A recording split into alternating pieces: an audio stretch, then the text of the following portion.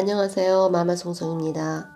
오늘은 아이들의 손가락 빠는 습관과 애착 물건을 챙기는 습관에 대하여 이야기를 나누고자 합니다. 손가락을 빠는 시기는 일반적으로는 영아기 때입니다. 이 시기에는 이 부분이 예민하게 발달된 상태입니다. 그러므로 아이는 손에 잡히는 것은 무조건 입으로 가져가려고 합니다. 그래서 부모님은 위험한 물건은 아이 손 닿지 않는 곳에 두어야 합니다. 아이는 손가락을 빨면서 안도감을 얻게 됩니다. 마음의 안정을 원하기 때문에 이런 행동이 나타납니다. 그러나 이런 행동이 나타난다고 해서 걱정하실 필요는 없습니다. 아이의 성장 과정의 일부라고 보시면 됩니다. 아이는 성장하면서 손가락을 빠는 것에서 다른 것으로 관심이 옮아가게 되고 서서히 손가락 빠는 행동이 사라지게 됩니다. 성장할수록 아이의 관심 범위는 넓어지고 탐색할 것도 많아지게 되므로 자연스럽게 행동의 변화가 이루어지는 것입니다. 만약 손가락 빠는 행동이 빈번하고 심하게 나타나면 아이의 관심을 다른 곳으로 향하도록 도와주셔야 합니다. 예를 들면 오감 활동과 같은 것을 권해드립니다. 즉 손의 감각을 오감 활동을 통해 만족감을 받게 할 수 있습니다.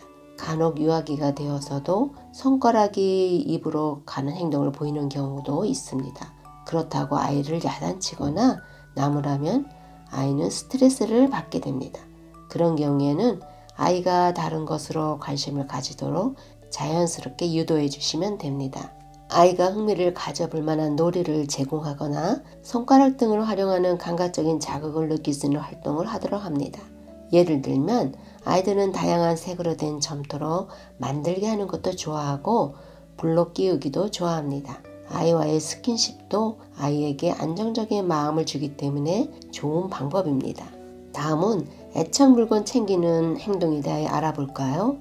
어디를 가나 애착 물건을 꼭 가지고 다니는 아이가 있습니다. 애착 물건이 없으면 굉장히 불안해합니다. 애착 물건이 때가 타고 헐어져도 버리지 못하게 합니다. 어린이집에 오는 아이들 중에도 애착 물건을 꼭 갖고 오는 경우가 있습니다. 특히 현관에서 부모와 헤어질 때는 필수품이 되죠. 교실에 들어오면 애착 물건을 개인 사물함에 보관하거나 가방에 보관하곤 하는데 교실에는 밤새 못 봤던 친구들이 있고 재미있는 장난감이 많이 있어서 금방 아이의 관심이 애착 인형에서 멀어지게 됩니다. 그러다가 낮잠 시간이 되면 다시 찾게 됩니다. 아이에게는 부모와 떨어질 때 생기는 불안감을 애착 물건이 대신하여 안정감을 준다고 볼 수 있습니다. 애착 물건으로는 베개, 인형, 또 수건 같은 것이 있습니다. 부모님께서는 애착 물건이 다 헤어져도 함부로 버리지 마시고 아이의 마음을 이해하고 아이의 의견을 소중하게 다룬다는 것을 아이가 느끼도록 해주시기 바랍니다. 애착 물건을 버리거나 새로운 것으로 대체할 경우 아이는 상실감을 느끼게 되기도 합니다.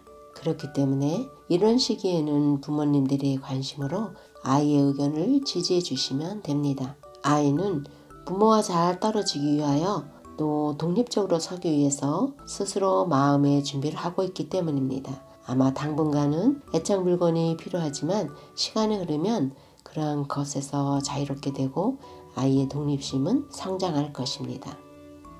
아이를 양육하면서 여러 가지 어려운 점에 부딪히기를 밥 먹듯 하실 것이며 이러한 과정은 아이와 가까워지는 과정이라고 생각하시고 사랑과 관심으로 아이를 대하시면 될 것 같습니다.